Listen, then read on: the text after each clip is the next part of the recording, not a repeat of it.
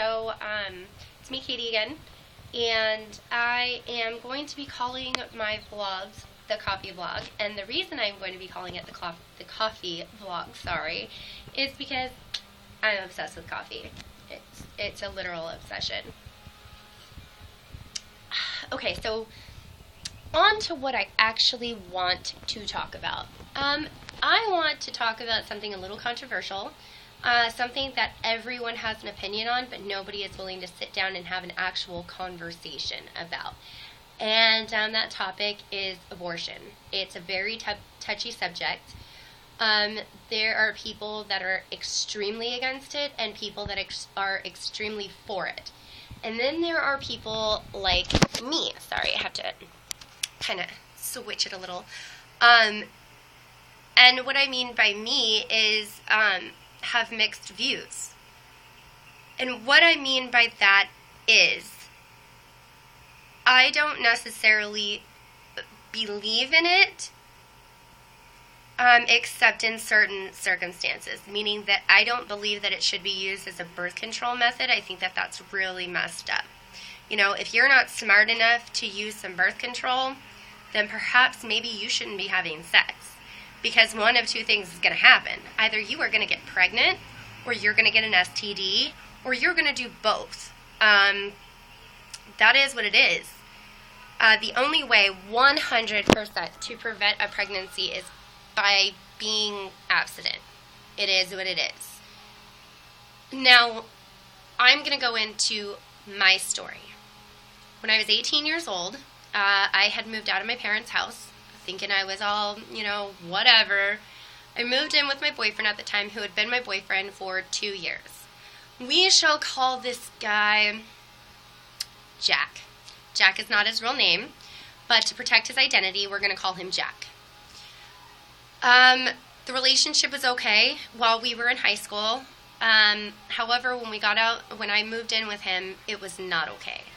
I was in a really bad situation. I was in just bad. It turned very violent very quickly. There were drugs involved. It was just a really bad situation. So when I was 18, within a month of me moving out of my parents' house, I became pregnant. And I wanted the baby so bad. So bad. And my boyfriend at the time, Jack, did not want the baby. He told me that I had better have an abortion, or, some bad things would happen to me. And then, some events leading up, I ended up moving back in with my parents. And they were not happy that I was pregnant. I was 18 years old. I had no clue about life. I had a little job at Burger King. So I really had no clue what I was doing. So they were not excited that I was having a baby at all. So some situations arose. We just weren't getting along. So I ended up moving back with my boyfriend at the time. He and his sister, we'll call her Margaret, told me that if I did not have an abortion, then I would be out on the streets, that I could not stay there if I was going to have the baby. I didn't feel like I could move back to my parents, although I probably could have, but I didn't feel at the time that I could. And it was nothing they did to make me feel that way. I just didn't feel in my heart that I could move back with them. I had no health insurance. I was in an abusive relationship, and I was facing homelessness. So me and Jack made the decision to have an abortion. And it was something that I felt like I was forced into, like I didn't have a choice. And being 18 and naive, I went with it. So we go down. I'm faced with all these Catholics. I was Catholic at the time. And I remember they were throwing holy water on me, telling me that I was the devil for doing this, telling me that I was a baby killer and I was a murderer. And I kept thinking to myself, really? Really? How can you call yourself a Christian? How can you sit there and say that you're following God if you're doing this? What? like, what in the hell is possessing you to do this? So I walk in, I get the procedure done, and they tell me after the abortion was done that my baby was poisoning me. My blood type, I don't know my blood type, but there is something, sorry, it's so shaky. Like I said yesterday, I'm on a cell phone. Anyways, they told me that there was something in my blood called Rh negative. Having no health insurance, let me back up. I needed a shot to make my blood compatible with my baby's. And having no health insurance, I was not able to get that shot, nor did I know that I needed that shot. So by the time that I had the procedure done, my baby was already poisoning me. And they basically explained that even though I didn't know this, it was a great idea that I did do this procedure because my baby was killing me. So basically, in a nutshell, it ended up saving my life. They said that one of two things was going to happen. Either I was going to have a miscarriage, or this baby would end up killing both of us. And so faced with that information, it made me feel a little bit better about the decision that I had come to have that abortion. And because, you can't take care of a baby if you're dying. And they told me there was no out. I mean, the baby wouldn't live. So it made me feel better in a sense.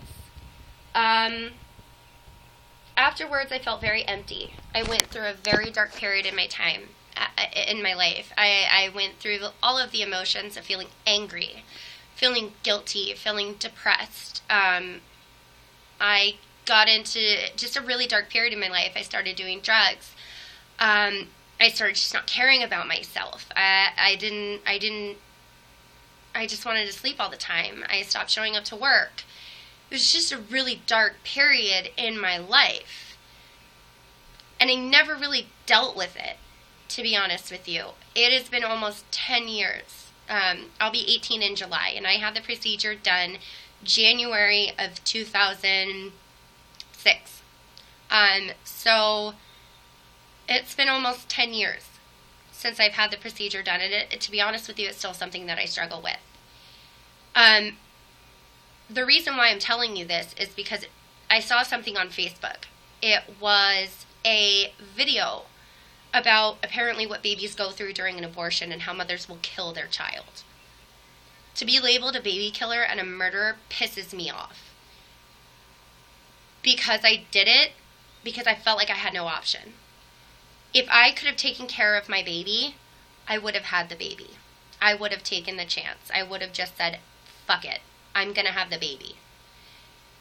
But the reality of the situation was I couldn't take care of a baby. I couldn't even take care of myself. I had no clue what the hell I was doing. I was 18, I was young, I was stupid. I had no education. I felt like I was alone. All of these things, what have you. And I couldn't even take care of myself. How the fuck was I going to take care of a baby? And so to be labeled as a baby killer and a baby murderer, like, how dare you? Have your opinions. That's fine. Everyone is entitled to free speech. Everyone is entitled to their opinion. But to label somebody a baby killer when you don't even know the situation behind their decision is disgusting. If you want to sit down and have a conversation about it and get to know the facts as to why that woman made that decision, fine. Sit down. Excuse me. Have a conversation about it and figure out why she made that decision. Don't just sit there and label her a killer because she made that decision. That's wrong, that's rude, and it's not okay. So yeah, that's where I stand on it. Now, if you're going to sit there and use abortion as a means of birth control, you're a disgusting pig. Like, I'm sorry, you're just a disgusting fucking pig. Like, really? You can't keep your legs closed, nor can you get on birth control because you can't keep your legs closed, but you're going to sit there and have abortion after abortion after abortion because you don't want kids. Well, guess what? Either keep your legs closed or do something to prevent having a kid. Like, get on birth control. Abortion should not be used for birth control methods. That's plain and simple. It shouldn't be there. I understand if you made a mistake and you're like, shit, what the fuck do I do? Maybe you're too young to be a mom. Maybe you're not ready to be a mom. Okay, I understand that. But over and over again, really get your shit together. That's where I stand on it. So yeah, like, comment, subscribe. If you want to talk about it more, awesome. Let's talk about it. Let's have a conversation about it. No hateful comments. Ain't nobody got time for that shit. Let's just have a conversation about it like grown adults. So yeah, thank you. And I hope your day is awesome. I know mine is going pretty awesome. Kids are asleep. I'm drinking my coffee. Just finished a cigarette. We're good. So, yeah, if you want to have a conversation about it, feel free to comment down below. I will respond to all comments. Hit like, subscribe, share my videos, do whatever. Have a great day. You're all beautiful no matter what.